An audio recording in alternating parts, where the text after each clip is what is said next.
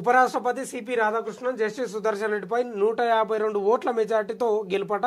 రాధాకృష్ణన్కు 452, సుదర్శన్ రెడ్డికి 300. 781 మంది ఎంపీల్లో 767 మంది ఓటాట. 14 మంది గైహాజరు, చెల్లని ఓట్లు 15 గుర్తింపట. డిఎంకే సహా 15 మందికి పైగా విపక్ష ఎంపీల క్రాస్ ఓటింగ్ అట. సుదర్శన్ రెడ్డికి 2 లేదా 3 వైసీపీ ఎంపీల మద్దతట. సుదర్శన్ రెడ్డికి 2 లేదా 3 వైసీపీ ఎంపీల మద్దతు. చెల్లెని ఓట్లు 15 ఓట్లు ఉన్నాయంట. చెల్లెని ఓట్లు ఎవరు? ఎంపీలకే అవగాహన లేదు ఓట్లు ఎట్లా వేయాలనో. వాళ్ళకు ఓట్లు వేసి మనం గెలిపించినాం. గది మన దరిద్రం. ఇక చూడు ఎట్టుంది కథ.